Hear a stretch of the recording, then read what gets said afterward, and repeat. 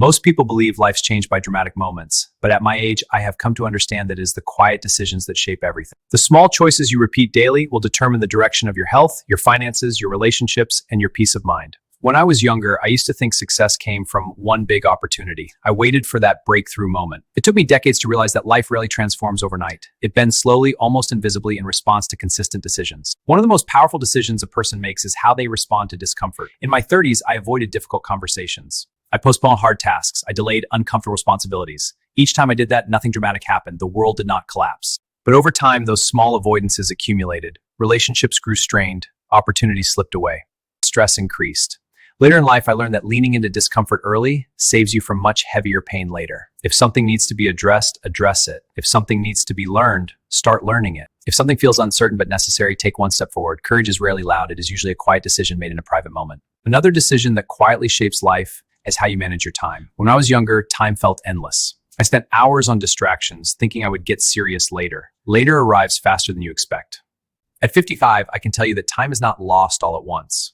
It disappears in small daily portions. 1 hour wasted does not look dangerous, but repeated for years, it becomes a life half lived. The most disciplined people I have known were not extreme. They simply respected their time. They understood that today is not a rehearsal. It is the real performance. Health is another area where quiet decisions matter. I have seen friends who ignored small health warnings. A little weight gain, a little fatigue, a little stress, none of it seemed urgent. Years later, the consequences became urgent. The body keeps score of your habits. What you eat, how you sleep, whether you move your body, these are not temporary choices. They are long-term investments or long-term debts. I did not always treat my health as an asset. I worked long hours, slept poorly, and assumed strength would always be there. Now, I know that energy is precious. If you protect it early, it serves you for decades.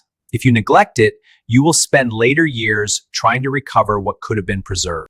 Financial decisions follow the same pattern. I have seen people earn high incomes still struggle, and others with modest incomes build stability. After decades, the difference is rarely dramatic. It is not about one big win. It is about consistent habits, saving a portion before spending, avoiding unnecessary debt, investing patiently instead of chasing quick gains.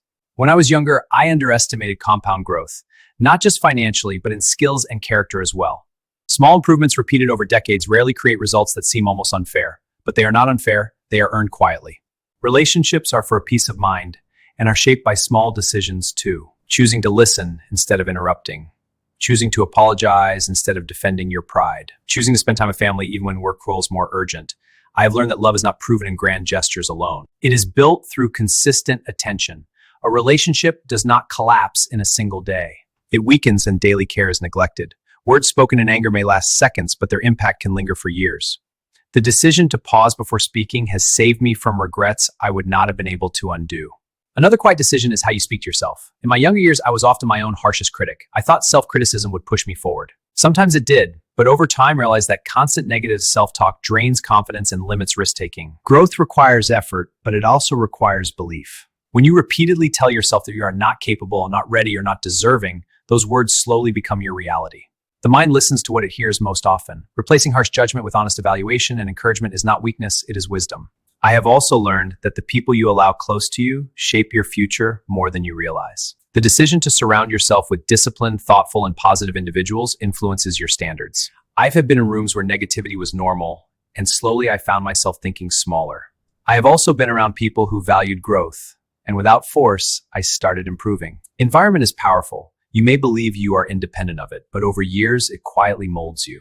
There is also the decision to keep learning. Many people stop learning once formal education ends.